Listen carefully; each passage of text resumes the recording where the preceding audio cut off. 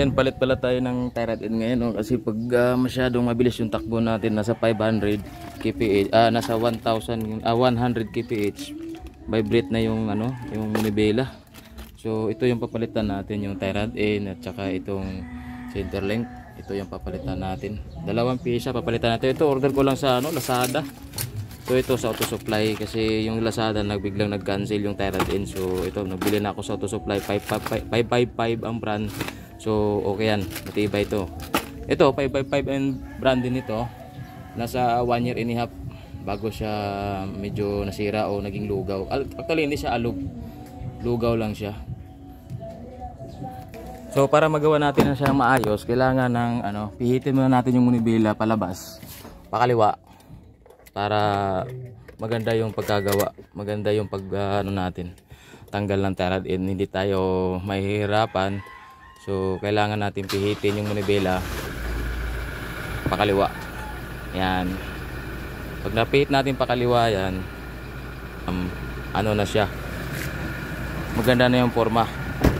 So ito dalawang gulong papalitan, yung sa kanan at dito sa kaliwa. Unahin muna natin sa kaliwa. Ito yung kaliwa. Yan, ayun, dapat ganyan na siya. Baliktad pala, sorry, baliktad. Yan, mali pala yung ano, pihit ko. Dapat pa kanan. Kanan pala, yan. Ayan.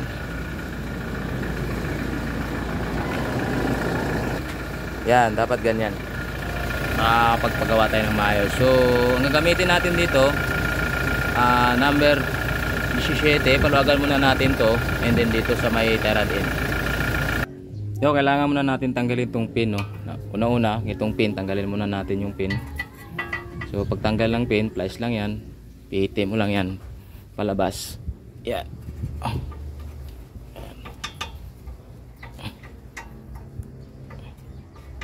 Yan, dandahan lang. Ayan. Yan, tanggal na yung pin. So yun ang unang proseso bago matanggal yung tie rod end. Next, itong number 22, combination wrench. Ito yung luwagan mo muna to. Ayun, wag na. Yan. So balik natin para hindi tayo maligaw sa pagdating sa alignment. Well, pwede naman to anuin mamaya, yung gamit ng tali. Yan, okay na yan, luwag na yan. So next, ito number 17, socket wrench. Pwede rin combination wrench.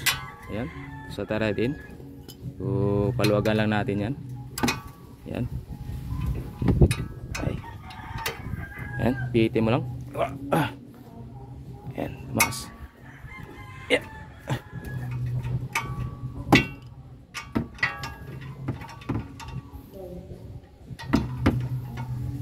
Ngayon, luwagan mo na natin. Yan. Push mo lang. Ayan, luwag na.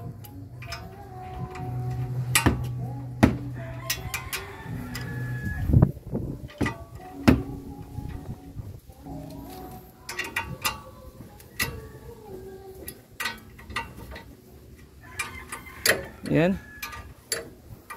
Maluwag na yung nut ng tie rod end. Ayan, huwag muna natin siyang tanggalin. Ngayon, para matanggal, bumitaw to, kailangan siya ng bullhammer. Ito, wala akong bullhammer, so ito lang, martilyo. Pukin mo lang to ng malakas, medyo tamang pukpuk lang, bibitaw na yan. Ayun, bitaw na. Ayan. So ganun lang kadali mga lods pag nagpalit tayo ng tie rod end. So ayan, tanggal na yung tie rod end. So basic. And then ito, makikita nyo pag tumakbo kayo ng 1,000 100 kph, naging lugaw na yan. Ayan, hindi dapat kayang kamayin yan. Ayan o, lugaw na. Ayan, ayan o, wala na. Ayan. So kung makikita nyo, nagsilabasan na yung grasa.